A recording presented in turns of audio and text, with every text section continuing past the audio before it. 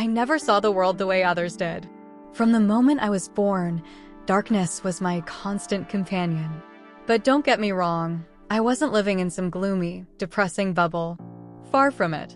My world was vibrant, alive with sounds, smells, and textures that painted a rich tapestry of life around me. Every day brought new challenges, sure, but also new discoveries.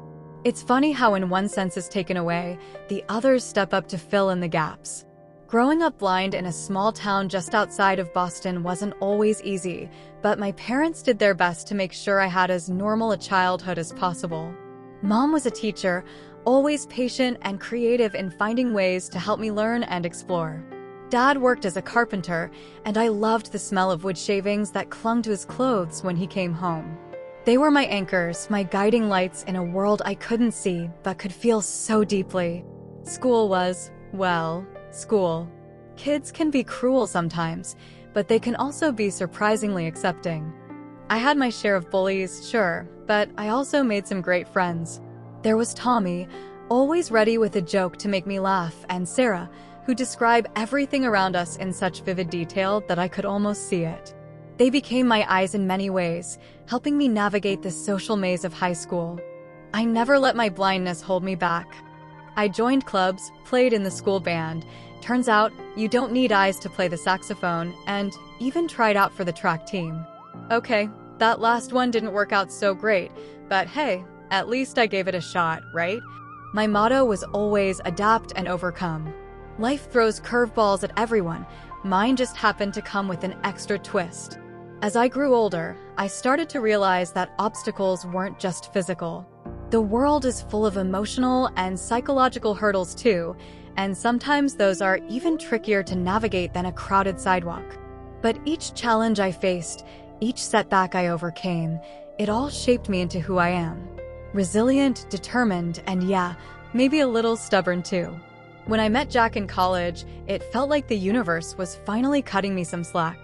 He was studying engineering, all logic and numbers, while I was diving into the world of psychology. We were an unlikely pair, but somehow we just clicked. He never treated me like I was fragile or helpless.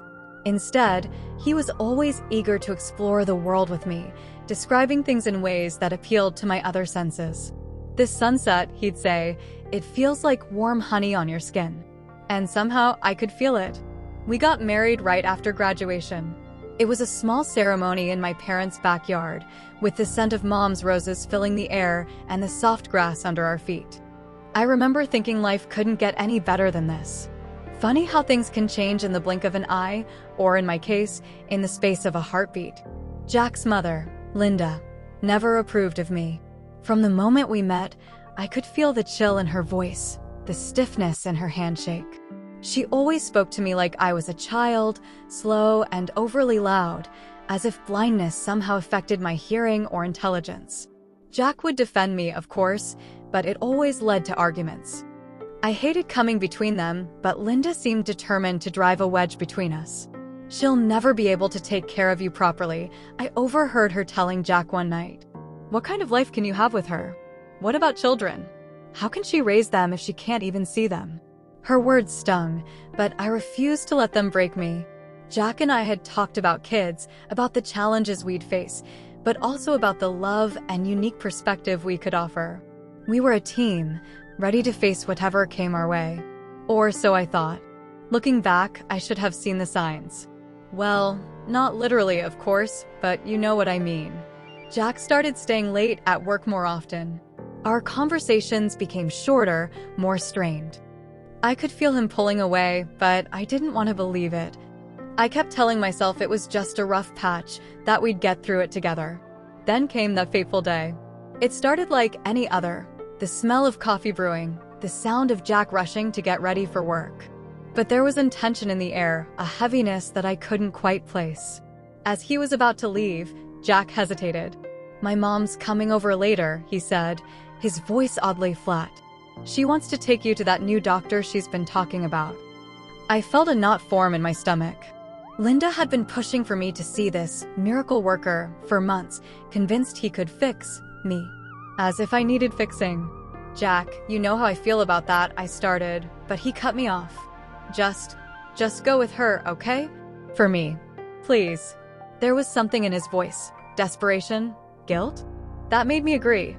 I heard the door close behind him, and I was left alone with a sense of dread I couldn't shake. When Linda arrived, her perfume announced her presence before she even spoke. It was cloying, suffocating, much like her personality. Ready to go, dear, she asked, her voice dripping with false sweetness. I nodded, gritting my teeth and reminding myself I was doing this for Jack. The car ride was silent and tense. I could feel the vehicle turning, stopping, but I had no idea where we were going. The journey seemed to take forever, and with each passing minute, my unease grew. Finally, we stopped. The sounds around us had changed. Gone was the familiar hum of our neighborhood, replaced by a cacophony of unfamiliar noises. Car horns blaring, people shouting, music blasting from somewhere nearby.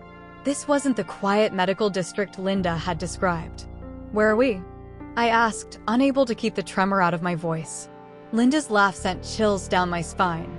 It was cold, devoid of any warmth or humor. Oh, my dear, she said, and I could hear the cruel smile in her voice. Let's see if you can get out of this one. The car door opened, and before I could react, I felt hands pushing me out. I stumbled, disoriented, my cane clattering to the ground. The slam of the car door, the screech of tires, and then Linda was gone, leaving me stranded in a place I didn't know, couldn't see, with dangers I could only imagine. The realization of what had just happened hit me like a physical blow. My own mother-in-law, the woman who should have been family, had abandoned me in what I could only assume was a dangerous part of town. The betrayal was so profound, so unexpected, that for a moment I couldn't breathe. The world around me suddenly seemed 100 times more threatening. Every sound, a dog barking in the distance, glass shattering nearby, raised voices. Arguing took on a sinister quality. The smells were overwhelming, garbage rotting in the summer heat, the acrid scent of car exhaust, something that might have been urine. The sidewalk beneath my feet felt cracked and uneven, a far cry from the familiar paths of my neighborhood. For a moment, I was paralyzed with fear. How could I navigate this unknown, potentially dangerous area? How would I find my way home? And most pressingly, how could I stay safe in a place where I was so obviously vulnerable? But as the initial shock began to wear off, another emotion started to take its place: anger. Pure, unadulterated rage at the cruelty of Linda's actions, at the betrayal, at the sheer callousness of leaving a blind woman alone in a strange and dangerous place. This anger became a spark, igniting a determination I didn't know I possessed. I took a deep breath, trying to center myself. Okay, I muttered. You've faced challenges before. This is just a really big one. You can do this. I crouched down, feeling around for my cane. Finding it was like greeting an old friend. At least now I had some way to navigate. Slowly, cautiously, I began to move. Each step was a battle against fear, each decision a critical choice between potential safety and unseen danger. But with every moment that passed, every obstacle I overcame, I felt a strange sense of empowerment growing within me. Linda's mocking laughter still echoed in my ears, but now it fueled me. I would survive this. I would find my way home. And when I did, I would show her, show everyone, just how strong I truly was. This wasn't just about survival anymore. It was about proving to myself and to the world that my blindness didn't define me. My life had pivoted in an instant, thrown into a realm where survival became both a physical struggle and an emotional journey. But I was ready to face it head-on. As I made my way through the unfamiliar streets, I couldn't help but think about Jack. Did he know what his mother had done? Was he part of this cruel plan? The thought sent a fresh wave of pain through me, but I pushed it aside. I couldn't afford to be distracted by emotional turmoil right now. My focus had to be on survival, on finding a way out of this nightmarish situation. With each step, I was redefining myself. No longer just a blind woman, a victim of circumstance. I was becoming a survivor, a fighter. The darkness that had been my constant companion since birth was now my armor, my strength. In this moment of crisis, I realized that every challenge I had ever faced had been preparing me for this. As the sun began to set, I could feel the change in temperature on my skin. I knew I had a long night ahead of me. But I was ready. Ready to face whatever came my way, ready to prove Linda wrong, ready to find my way back home and confront the life that awaited me there. This was more than just a test of survival. It was a journey of self-discovery, a brutal but powerful lesson in resilience. And as I continued to navigate this urban labyrinth, I made a silent vow to myself. I would not just survive this ordeal. I would emerge from it stronger, wiser, and more determined than ever before. The city pulsed around me, a living entity filled with dangers and possibilities. And I, a small but unyielding presence within it, pressed on into the unknown, armed with nothing but my wits, my cane, and an indomitable will to survive. The first few moments after Linda drove away were a blur of panic and disbelief. The cacophony of the unfamiliar urban landscape assaulted my senses, car horns blaring, distant sirens wailing, the chatter of voices in languages I couldn't understand. The concrete beneath my feet felt rough and uneven, so different from the smooth sidewalks of my neighborhood. The air was thick with the scent of exhaust fumes, greasy food from nearby restaurants, and something unpleasantly musty that I couldn't quite place. I stood there, frozen, my heart pounding so hard I could feel it in my throat.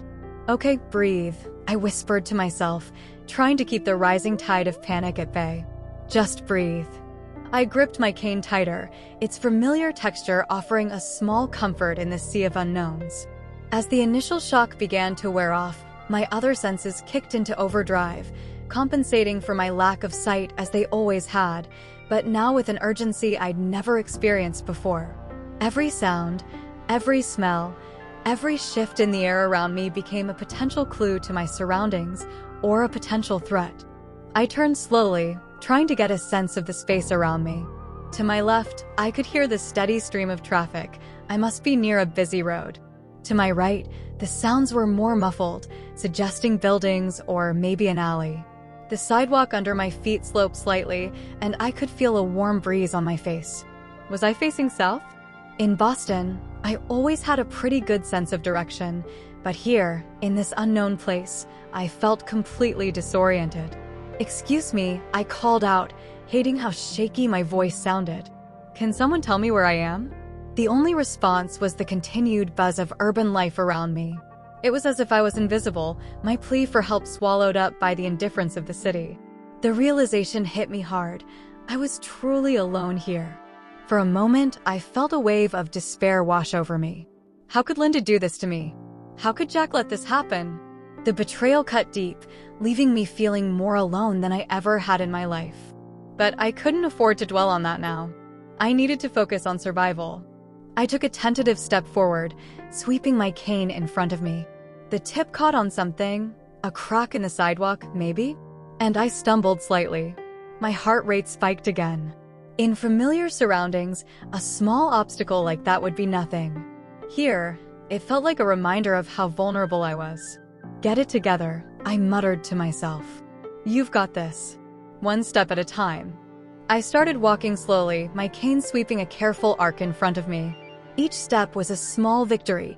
Each block traversed a battle won against the fear that threatened to paralyze me. I tried to build a mental map of my surroundings as I went, noting the rhythm of cross streets, the changes in ambient noise, the shifts in temperature as I passed from sunlight into shadow. As I walked, I strained my ears for any snippet of conversation, any clue that might tell me where I was. I caught fragments, something about a train schedule, a complaint about parking, a child begging for ice cream. Normal, everyday life continuing all around me, oblivious to my plight. I don't know how long I walked. It could have been minutes or hours. Time seemed to stretch and warp, my world narrowing to the space immediately around me, to the next step, the next sweep of my cane. My feet began to ache, unused to walking on such rough terrain for so long. Suddenly, my cane hit something solid. A wall? I reached out, feeling rough brick under my fingertips. I followed it, grateful for the small constant in the chaos around me. The wall led me to a corner, and as I turned it, the cacophony of the main street faded slightly. The air felt cooler here, the sounds more enclosed. An alley, maybe? I paused, trying to catch my breath and gather my thoughts. The relative quiet was a relief after the sensory overload of the main street, but it also made me acutely aware of how alone I was. The weight of my situation pressed down on me, threatening to crush my newfound resolve. "Hello?"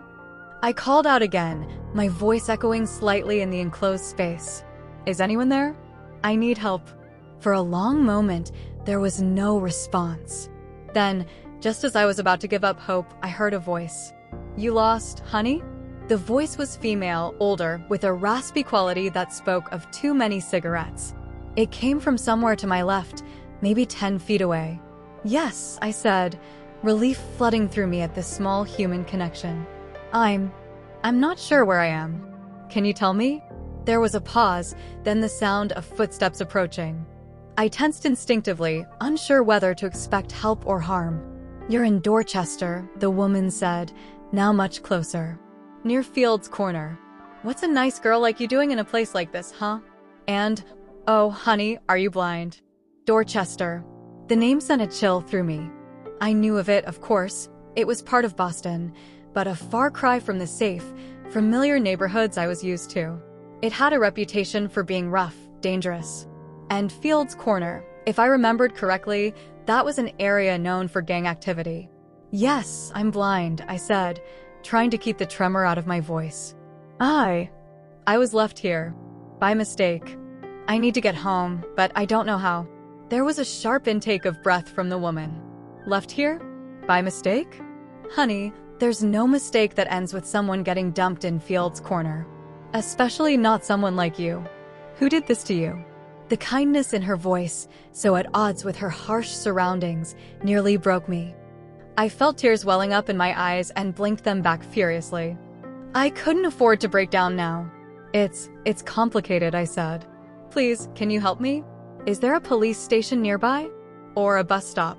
"Police station's not far," the woman said. "But honey, it's getting dark. It's not safe for you to be wandering around here at night. Listen, my name's Marge. I work at a shelter a few blocks from here. Why don't you come with me? We can get you something to eat, make some calls, figure out how to get you home safe." I hesitated. Every instinct screamed at me not to trust a stranger, especially here. But what choice did I have? I was lost, alone, in a dangerous neighborhood I didn't know. And Marge's offer was the first glimpse of kindness I'd encountered since this nightmare began. "Okay," I said finally. "Thank you, Marge. I'm Sarah." "Nice to meet you, Sarah," Marge said, and I could hear the smile in her voice. "Here, take my arm. The sidewalks around here are a mess. Don't want you tripping." I reached out, my hand finding Marge's arm. It was thin but strong, and I could feel the rough texture of a denim jacket under my fingers. As we started walking, Marge kept up a steady stream of chatter, describing our surroundings, warning me about steps or uneven patches in the sidewalk. "It's not such a bad neighborhood, you know," she said as we walked. "Got its problems, sure, but where doesn't? People look out for each other here. Not like some places where nobody even knows their neighbors' names." I listened, grateful for the distraction from my own swirling thoughts. As we walked, the sounds of the city changed subtly. The traffic noise faded, replaced by the sounds of people, children playing, music drifting from open windows, the sizzle and smell of someone cooking dinner. "Here we are," Marge said finally, coming to a stop. I heard the jingle of keys, then the creak of a heavy door opening. "Watch your step now. There's a bit of a lip on the doorway." We stepped inside, and I was immediately enveloped in a wave of warm air that smelled of coffee and something savory. Soup, maybe? The sounds were different too. Muffled conversations, the clinking of dishes, a television playing somewhere in the background. "Welcome to St. Mary's," Marge said. "It's not much, but it's warm and safe. Come on, let's get you settled." As Marge led me further into the shelter, I felt a complex mix of emotions washing over me. Relief at finding a safe haven, gratitude for Marge's kindness, fear of what the future held. But underneath it all, a steely determination was forming. I would find a way out of this. I would get home. And when I did, I would confront Linda and Jack, and I would show them just how strong I really was. For now, though, I allowed myself to be guided to a chair to accept a warm mug of coffee pressed into my hands. In this moment of respite, I began to gather my strength for the challenges that lay ahead. The immediate danger might have passed, but I knew my journey was far from over. As I sat there, sipping my coffee and listening to the life of the shelter around me, I couldn't help but reflect on how quickly life can change. This morning, I had woken up in my comfortable bed, in my familiar home, with a life I thought I understood. Now, just hours later, everything had been turned upside down. I was adrift in a sea of unknowns, clinging to the kindness of a stranger. But even as these thoughts threatened to overwhelm me, I felt something else stirring within me. A strength I didn't know I possessed, a determination born of necessity. I had survived the first few hours of this ordeal. I had navigated unknown streets, faced my fears, and found help when I needed it most. I realized then that this experience, as terrifying and unjust as it was also an opportunity.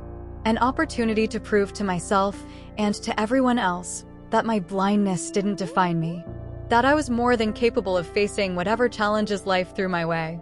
As the warmth of the coffee spread through me, I made a silent vow. I would not be a victim. I would not let Linda's cruelty or Jack's betrayal break me. Instead, I would use this experience to become stronger, more resilient. And when I finally made it home, I would do so not as a defeated, broken person, but as someone who had faced adversity and emerged victorious. The path ahead was still uncertain, fraught with potential dangers and obstacles. But for the first time since Linda had abandoned me, I felt a glimmer of hope. Whatever came next, I was ready to face it head-on. The next morning, I woke up disoriented. For a moment, I couldn't remember where I was. The sounds and smells were all wrong. The hum of unfamiliar voices, the scent of industrial cleaner mixed with coffee. Then it all came rushing back. Linda's betrayal, the terrifying journey through unknown streets, Marge, and the shelter. I took a deep breath, steeling myself for another day of challenges. Morning sunshine, Marge's raspy voice came from nearby. "How'd you sleep?" As well as could be expected, I replied, sitting up on the narrow cot. "What time is it?" "Just past 7, Marge said. "Listen, I've been thinking about your situation. We need to get you home, but we also need to be smart about it. This ain't just about geography. There's clearly some family drama going on here." I nodded, feeling a lump form in my throat. "You're right. I can't just go back like nothing happened. Linda, my mother-in-law, she can't get away with this. And Jack. I don't even know if I can trust him anymore." Marge let out a low whistle. "Your mother-in-law did this? Damn, girl, that's cold. Okay, here's what we're gonna do. First, we're gonna get some breakfast in you. Then we're gonna make some calls, see if we can get you some help." Over a breakfast of slightly stale bagels and surprisingly good coffee, Marge and I talked strategy. She suggested I reach out to a friend or family member I trusted, someone who could help me navigate the situation with Jack and Linda. The problem was, most of my close friends were also friends with Jack. And my parents, well, they were wonderful, but they tended to be overprotective. If I told them what happened, they'd probably insist I move back home and never leave their sight again. "What about a lawyer?" Marge suggested. "What Linda did, that's gotta be illegal. Abandoning a blind person in a dangerous neighborhood? That's messed up." I hesitated. The idea of legal action felt so final. Like it would be the point of no return for my relationship with Jack and his family. But then again, hadn't we already passed that point the moment Linda drove away and left me stranded? "I don't know any lawyers," I admitted. "And I don't have much money. Most of our accounts are joint with Jack." Marge was quiet for a moment, then snapped her fingers. "I got it. There's this community center not far from here. They have a legal aid clinic every Thursday. Today's Thursday. Why don't we head over there, see if they can give you some advice?" It wasn't much of a plan, but it was a start. A path forward, however uncertain. I nodded, feeling a spark of determination ignite within me. "Okay, let's do it." The walk to the community center was an education in itself. Marge described everything around us in vivid detail, painting a picture of Dorchester that was far more nuanced than its reputation suggested. Yes, there were boarded-up buildings and graffiti-covered walls. But there were also community gardens, bustling local businesses, and neighbors greeting each other by name on the street. "See that corner there?" Marge said as we waited to cross a street. "Used to be a vacant lot where dealers hung out. Now it's a playground." Took the whole neighborhood coming together to make it happen, but we did it. That's the thing about this place. People don't give up easy. Her words resonated with me, fueling my own determination. I wouldn't give up either. Whatever challenges lay ahead, I would face them head-on. The community center was a hive of activity. I could hear children laughing, the thud of basketballs on hardwood, the chatter of what sounded like an exercise class. Marge guided me through the chaos to a quieter area. "Legal aid clinic," she announced. "Looks like there's a bit of a line, but we'll wait. You okay with that?" I nodded, settling into a hard plastic chair. As we waited, I couldn't help but overhear snippets of conversation around us. A woman arguing with her landlord about repairs. An elderly man trying to navigate Social Security benefits. A young couple discussing custody arrangements. So many stories, so many struggles. It made my own problems feel both insignificant and overwhelming at the same time. Finally, it was our turn. Marge led me into a small office where we were greeted by a man with a kind voice who introduced himself as Mike. "So, Sarah," Mike said after I'd given him a brief overview of my situation. "What happened to you is called abandonment, and it's a serious offense. Especially given your visual impairment and the location where you were left. You have grounds for both criminal charges and a civil lawsuit if you choose to pursue them." I felt a mix of vindication and apprehension at his words. "What would that involve?" I asked. Mike explained the process, outlining the potential outcomes and challenges. It would be a long, difficult road, he warned. But he also stressed that I had rights, and that what Linda did was unequivocally wrong. "The most important thing right now," Mike said, "is to ensure your safety and stability. Do you have somewhere safe to stay? Someone you trust who can help you?" I hesitated, then shook my head. "Not really. I don't want to go back home. Not until I figure things out with Jack." There was a pause, then I felt Marge's hand on my arm. "You can stay with me," she said. "I've got a spare room. It ain't much, but it's yours if you want it." I was stunned by her offer. This woman, who had already done so much for me, was opening her home to me. "Marge, I can't impose like that." "Nonsense," Marge said firmly. "You need a safe place, I've got one. Simple as that." Mike made a sound of approval. "That's a good solution for now. It'll give you time to consider your options and plan your next steps. Now, let's talk about some immediate actions we can take." The next hour was a whirlwind of information and decisions. Mike helped me file a police report over the phone. He gave me information about restraining orders, just in case. He even connected me with a social worker who could help me access emergency funds and services. By the time we left the community center, my head was spinning, but I felt more in control than I had since this whole ordeal began. I had a plan. It wasn't perfect, and the road ahead would be tough, but it was a start. As Marge and I walked back to her place, I found myself paying more attention to the sounds and rhythms of the neighborhood. The chatter of kids playing in a nearby park. The enticing aroma of food from a Caribbean restaurant we passed. The friendly greetings Marge exchanged with people we met along the way. "You know," I said as we turned onto Marge's street, "when Linda left me here, I think she expected me to be helpless, to be defeated. But instead, you're finding your strength," Marge finished for me. "You're resilient, Sarah. Don't you forget that." We climbed the steps to Marge's second-floor apartment.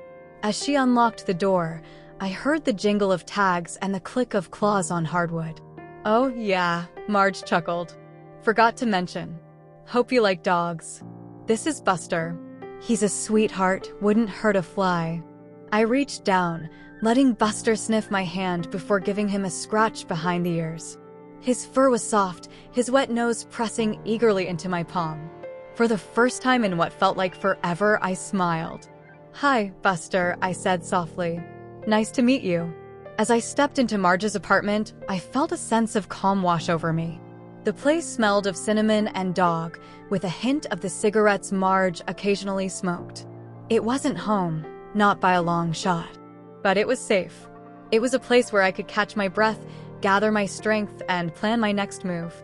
Marge gave me a quick tour of the apartment, her colorful descriptions helping me build a mental map of the space. The spare room was small but cozy, with a soft rug that felt good under my bare feet. "Make yourself at home," Marge said. "I've got a shift at the shelter later, but there's food in the fridge if you get hungry." "Oh, and here." She pressed something into my hand, a key. "So you can come and go as you please." I clutched the key, feeling a lump form in my throat. This simple act of trust and kindness nearly undid me. "Marge, thank you for everything." "Don't mention it, kid," Marge said gruffly, but I could hear the smile in her voice. "Now, why don't you get some rest? You've had one hell of a couple of days." Left alone in the spare room, I sat on the bed, letting the events of the past 2 days wash over me. I thought about Jack, about the life we'd built together, about how quickly it had all fallen apart. I thought about Linda, her cruelty, her disdain. I thought about my parents, who must be worried sick by now. But mostly, I thought about myself, about the strength I'd found within me, the resilience I'd shown. I wasn't the same person I'd been when Linda abandoned me on that street corner. I was stronger now, more determined. As I lay back on the bed, Buster patting in to curl up next to me, I made a promise to myself. I would use this experience not just to survive, but to thrive. I would face whatever challenges came my way with courage and determination. And I would build a life for myself that was true to who I really was, not who others expected me to be. The path ahead was still uncertain, fraught with potential pitfalls and difficult decisions. But for the first time since this ordeal began, I felt truly hopeful. I had found my footing, discovered inner resources I never knew I had. And with Marge's support and the help of people like Mike at the Legal Aid Clinic, I had a network of support to lean on. As I drifted off to sleep, my hand resting on Buster's warm fur, I felt a sense of peace settle over me. Tomorrow would bring new challenges, new decisions to make. But I was ready for them. I had found my path, and I was prepared to follow it wherever it might lead. The next few days passed in a blur of activity. With Marge's help, I started to find my footing in this new, unfamiliar world. We visited the local center for the blind, where I got oriented to the neighborhood and even started learning some new mobility techniques. I spoke with a counselor who helped me process the trauma of Linda's betrayal and my uncertain future with Jack. And I began to piece together a plan for moving forward. But as the initial shock wore off, restlessness set in. I was grateful for Marge's kindness, but I couldn't shake the feeling that I was hiding, running away from my problems instead of facing them head-on. I needed to do something to take action. And so, against Marge's advice, I decided to explore the neighborhood on my own. "Are you sure about this, Sarah?" Marge asked as I prepared to leave.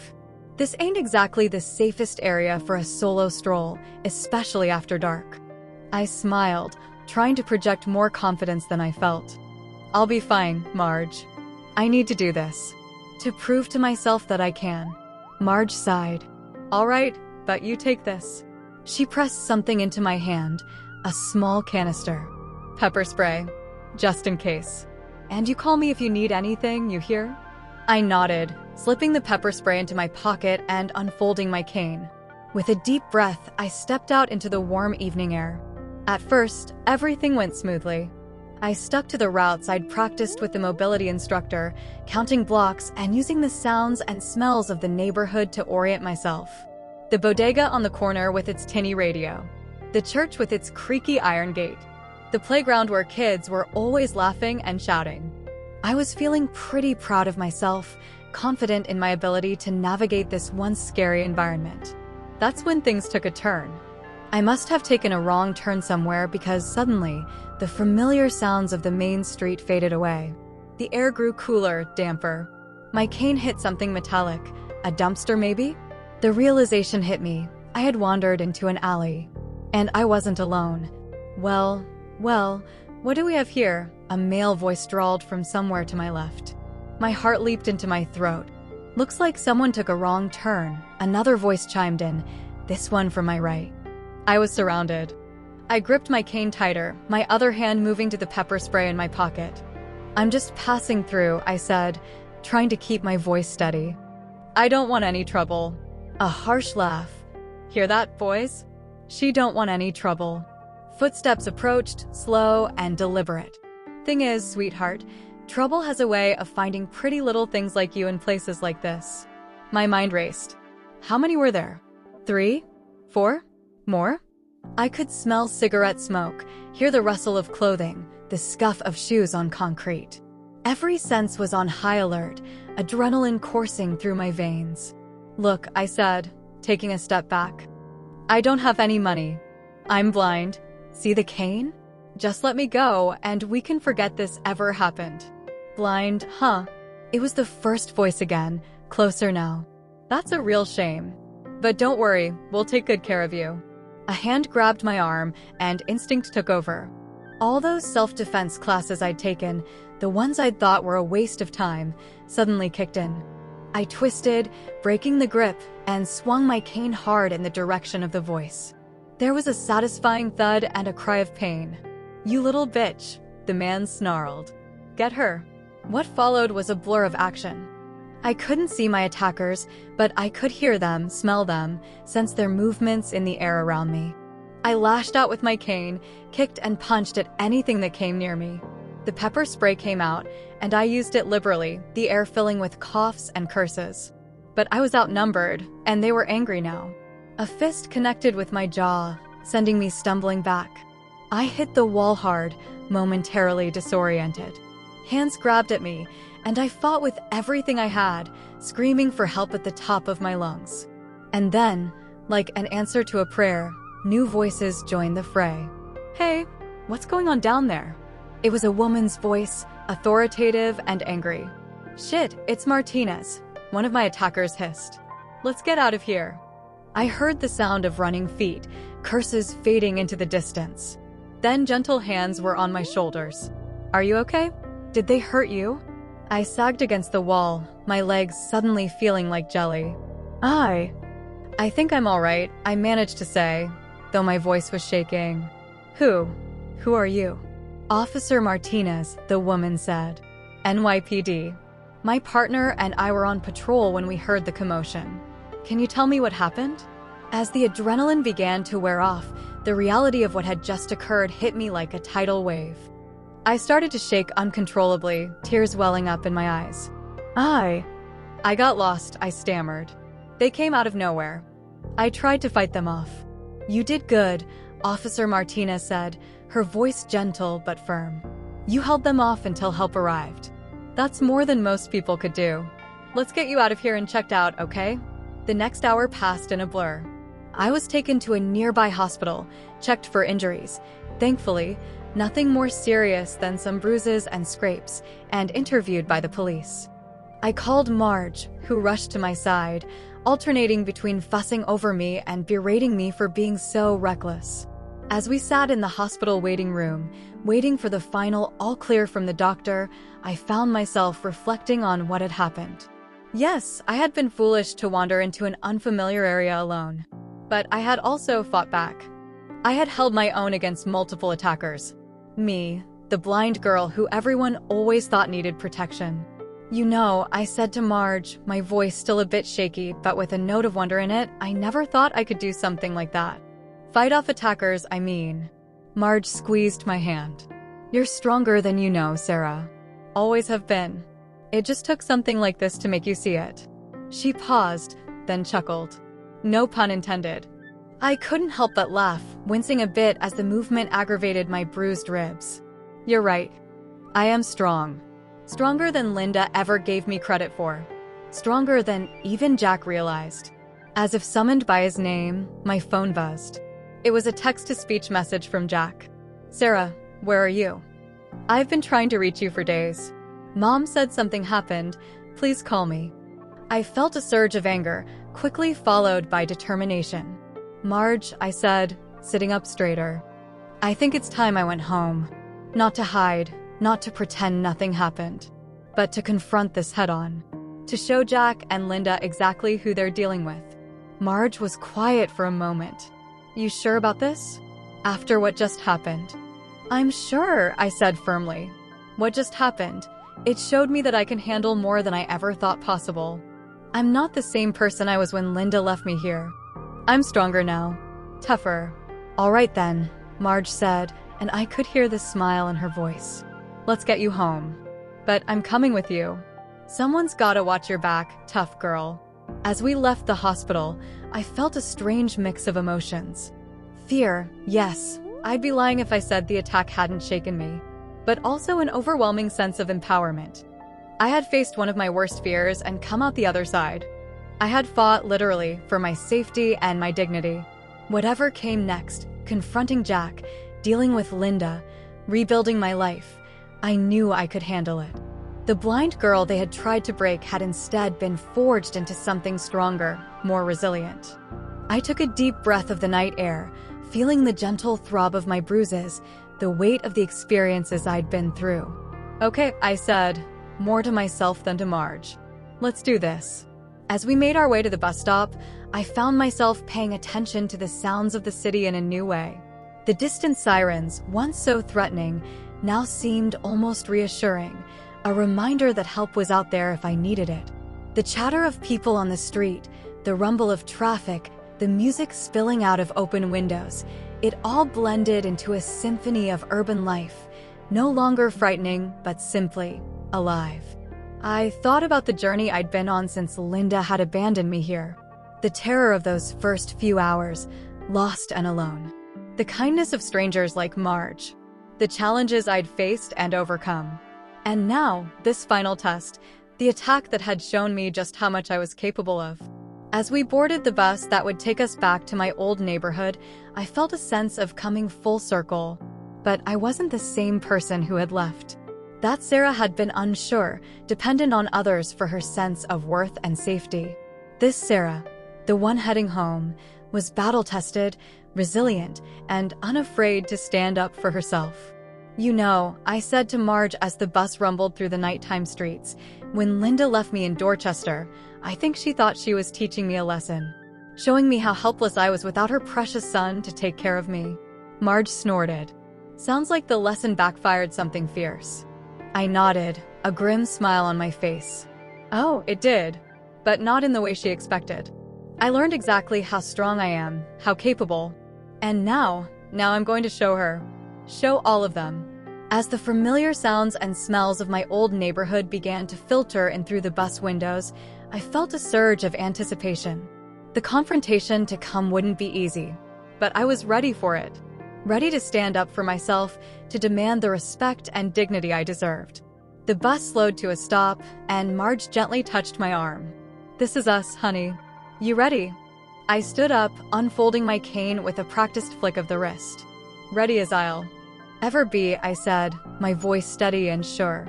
As we stepped off the bus and into the cool night air, I took a deep breath.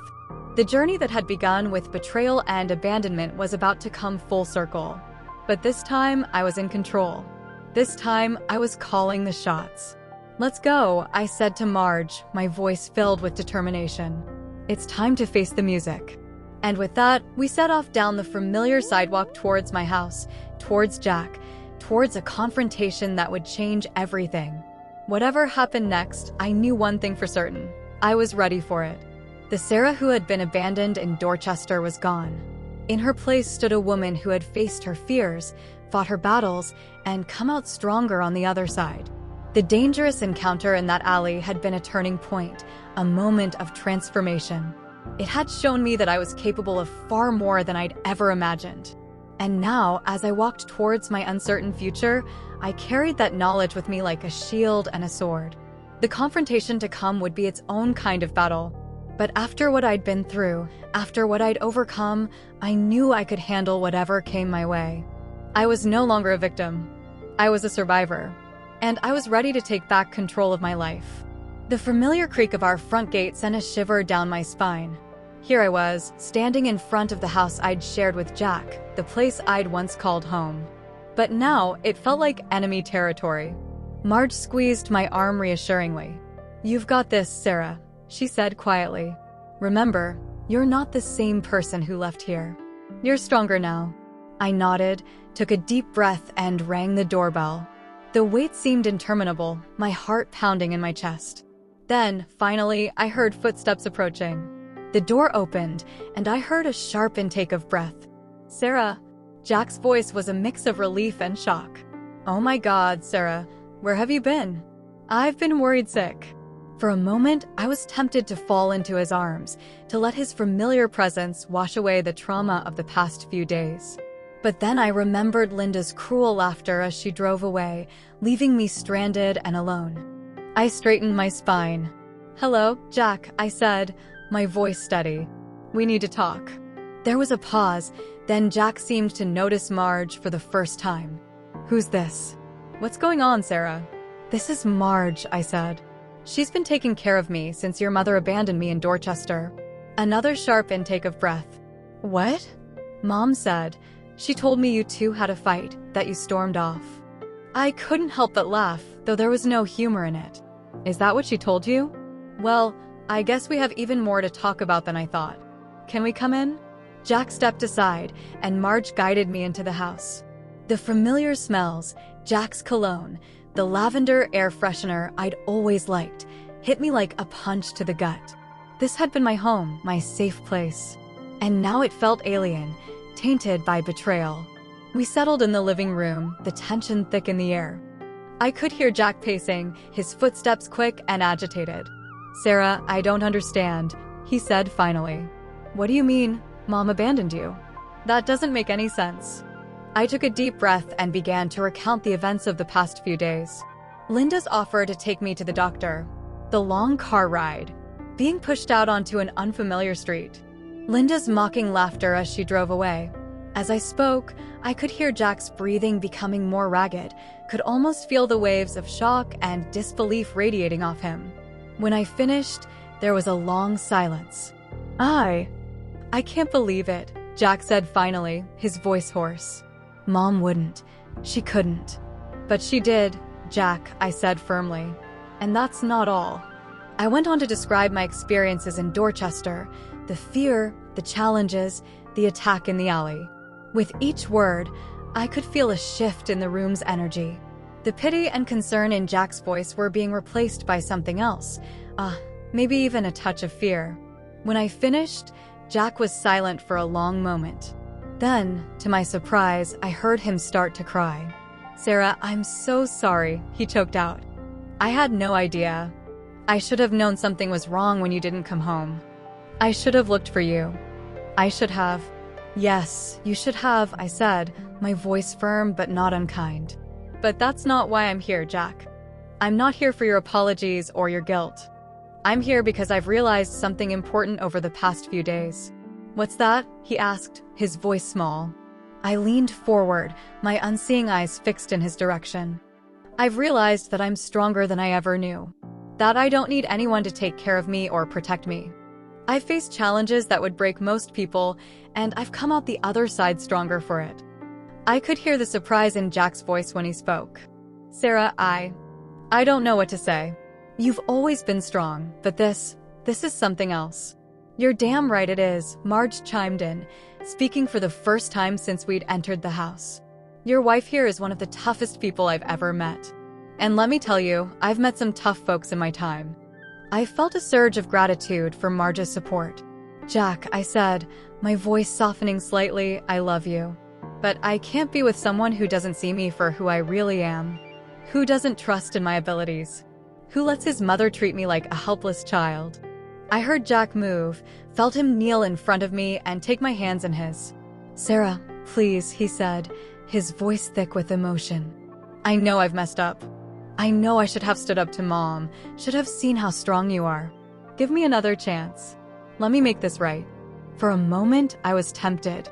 But then I remembered the feeling of empowerment I'd discovered in Dorchester, the strength I'd found within myself. I gently pulled my hands away. "I'm sorry, Jack," I said softly. "But this isn't about giving you another chance. This is about me taking control of my life. I need time and space to figure out who I am now, what I want." And I need to do that on my own. I stood up, Marge immediately at my side. I'm going to stay with Marge for a while, I said. I'll have someone come by to pick up my things. And Jack? I want you to tell your mother something for me. What's that? He asked, his voice barely above a whisper. I smiled, feeling a surge of confidence. Tell her that her plan backfired. She thought she was teaching me a lesson about how helpless I am. Instead, she taught me just how strong I can be. And I'm not going to forget that lesson anytime soon. As Marge and I left the house, I felt a weight lift off my shoulders. For the first time in days, I felt truly free. Free from the expectations others had placed on me, free from the limitations I'd placed on myself. So, what now? Marge asked as we walked down the street. I grinned, feeling a surge of excitement for the future. Now? Now we start turning the tables. Linda thought she could break me. Instead, she's given me the push I needed to become the person I was always meant to be. Over the next few weeks, I threw myself into rebuilding my life on my own terms. I moved in with Marge temporarily, but I knew I needed to establish my own independence. With the help of the resources at the Center for the Blind, I found a job as a counselor, using my own experiences to help others navigate the challenges of vision loss. I also decided to pursue legal action against Linda. It wasn't about revenge, it was about justice, about sending a message that what she did was not okay. Mike from the legal aid clinic connected me with a lawyer who took my case pro bono, impressed by my story of resilience. As word of my experiences spread, I found myself becoming something of a local celebrity in Dorchester. People would stop me on the street, offering words of encouragement or asking for advice. I even got invited to speak at a community event, sharing my story of overcoming adversity. One day, about a month after my confrontation with Jack, I received an unexpected visitor at the center where I worked. It was Officer Martinez, the cop who had saved me during the attack in the alley. I hope you don't mind me dropping by, she said, a smile in her voice. I've been hearing a lot about you around the neighborhood. Seems like you've been making quite an impact. I grinned, feeling a flush of pride. I'm just trying to pay forward the kindness that was shown to me, I said.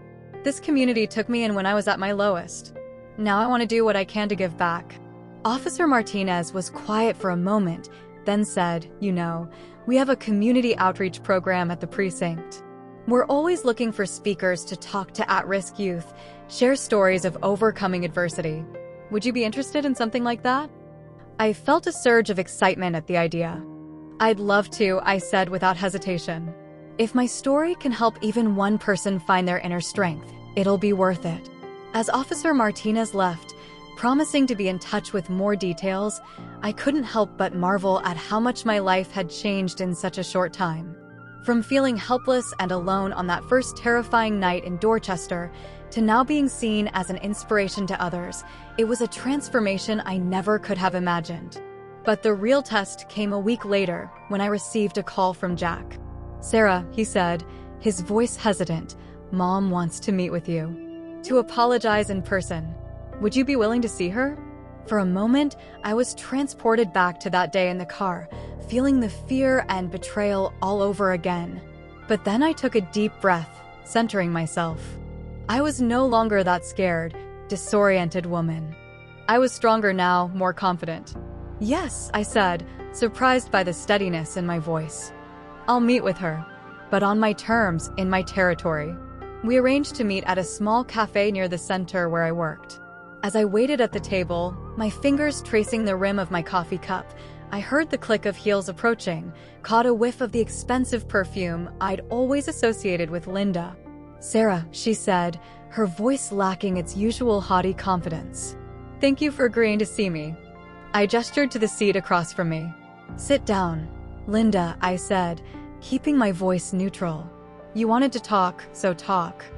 I heard the scrape of the chair, the rustle of fabric as Linda sat down. Then, to my surprise, I heard a sound I'd never associated with my mother-in-law before, a sob.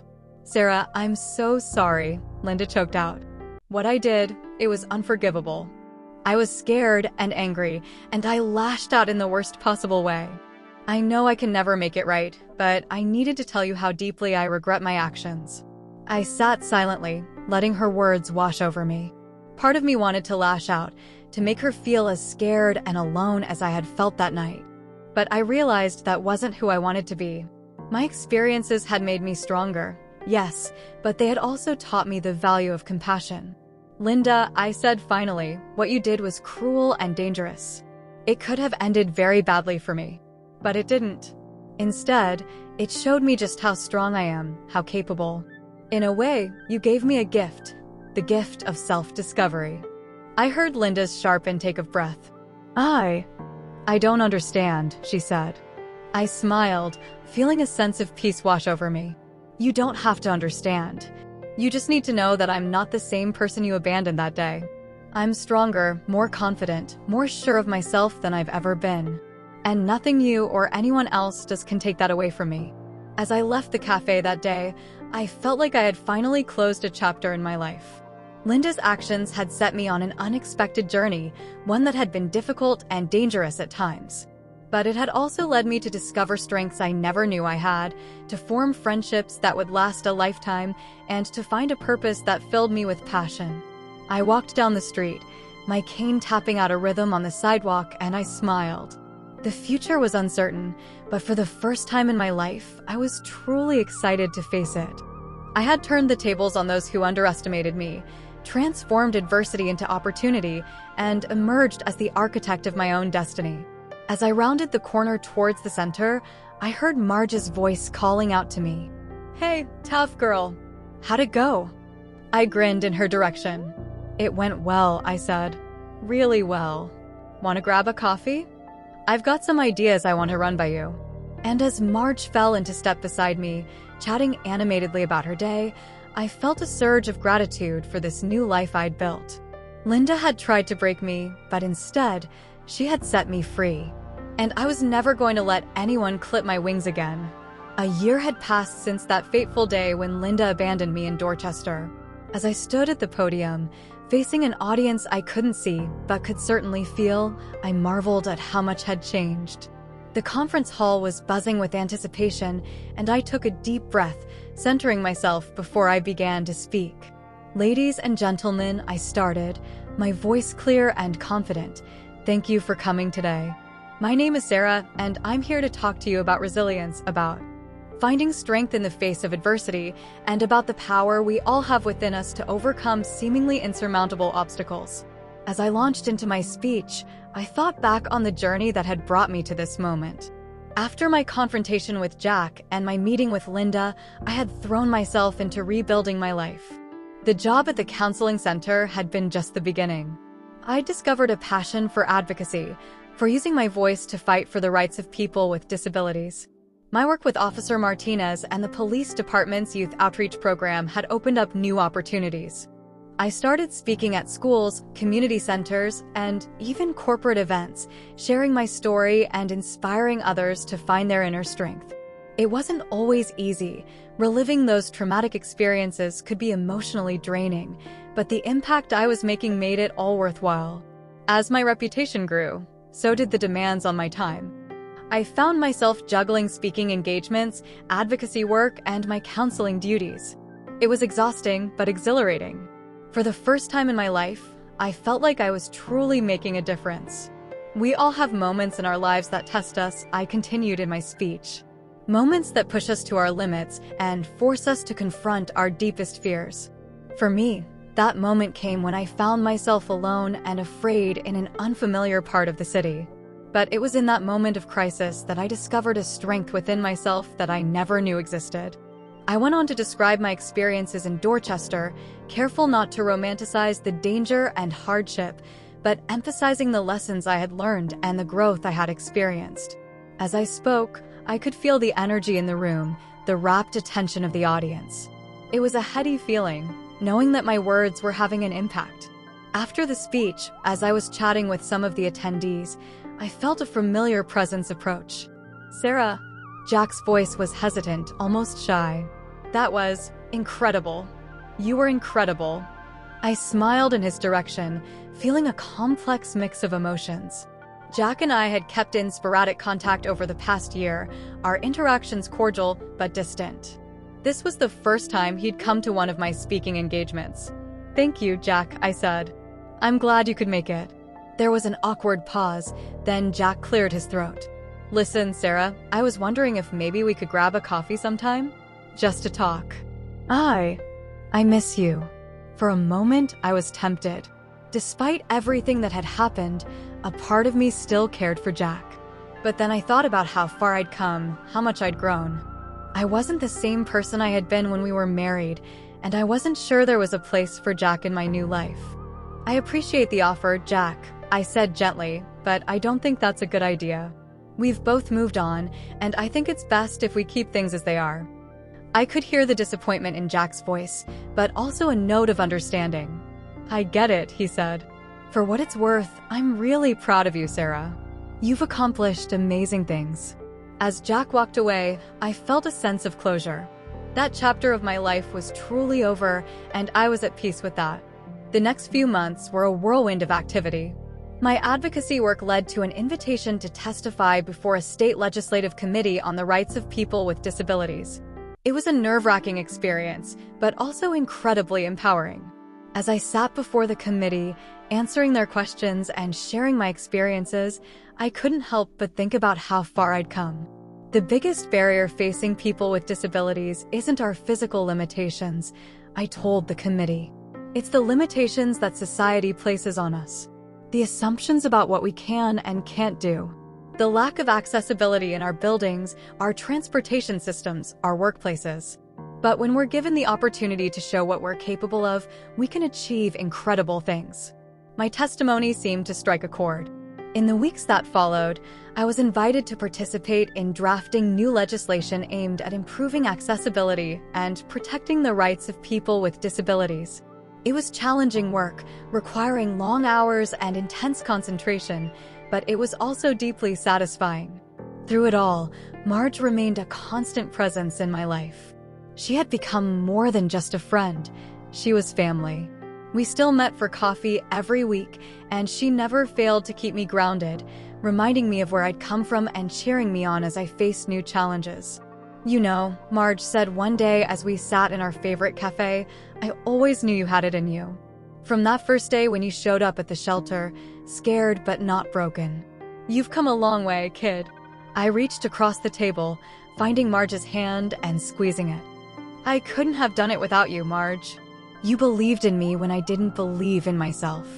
As the one-year anniversary of my abandonment in Dorchester approached, I found myself reflecting on everything that had happened.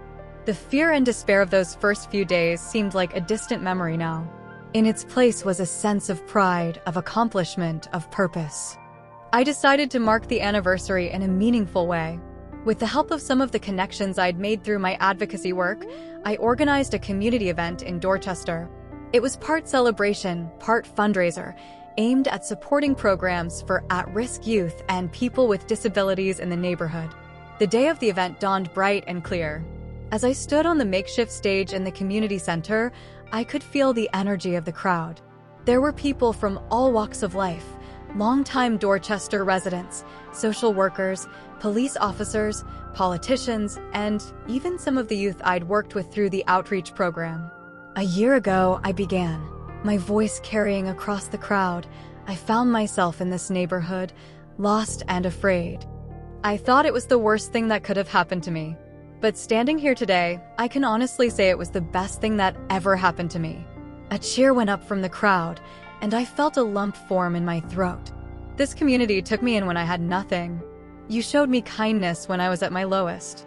You helped me discover a strength within myself that I never knew existed. And for that, I will be forever grateful.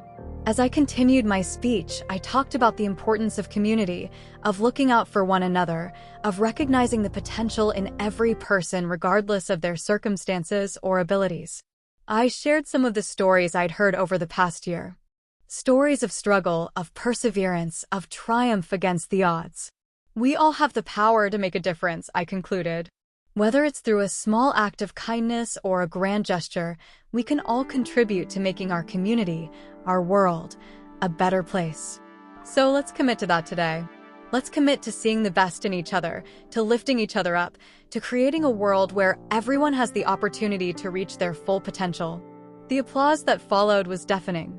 As I stepped down from the stage, I was engulfed in a sea of hugs, handshakes, and words of thanks. It was overwhelming, but in the best possible way.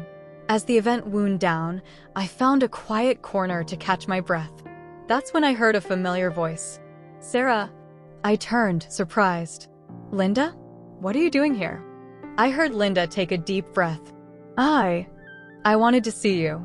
To see this. Jack told me about the event, and I needed to come." For a moment, I didn't know what to say. Linda and I hadn't spoken since our meeting at the cafe months ago. But as I stood there, I realized that the anger and resentment I had once felt towards her had faded. In its place was something else. Not forgiveness exactly, but understanding. "I'm glad you came, Linda," I said finally. "What do you think?" I think I was wrong about you," Linda said, her voice thick with emotion. "What you've accomplished, what you're doing for this community, it's incredible. I'm sorry it took me so long to see it." I reached out, finding Linda's hand and giving it a gentle squeeze. "Thank you, Linda. That means a lot to me." As Linda walked away, I felt a sense of peace wash over me. The journey that had begun with betrayal and abandonment had led me here, to this moment of redemption and resolution. I had faced my fears, overcome seemingly insurmountable obstacles, and emerged stronger than ever.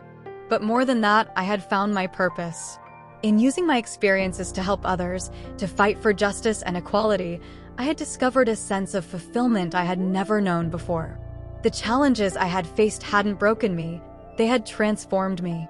As I made my way through the crowd, chatting with attendees and thanking volunteers, I felt a profound sense of gratitude. Gratitude for the hardships that had shaped me, for the people who had supported me, and for the strength I had found within myself. The future was still uncertain, full of new challenges and opportunities. But I was ready to face whatever came my way. I had learned that life's greatest obstacles could become our greatest opportunities for growth, if only we had the courage to face them head-on. As the last of the attendees filtered out of the community center, I stood for a moment, taking it all in. The chatter of voices, the lingering energy in the air, the sense of community and purpose that had filled the space. This was my redemption, my resolution. Not an ending, but a new beginning. I smiled to myself as I picked up my cane and headed for the door. The journey wasn't over. In many ways, it was just beginning. But whatever lay ahead, I knew I was ready. Ready to face new challenges, to continue growing, to keep fighting for what I believed in. As I stepped out into the cool evening air, I felt a sense of excitement for what the future might hold. The path ahead was unknown, but I was no longer afraid of the dark. I had found my light within, and nothing could ever extinguish it again.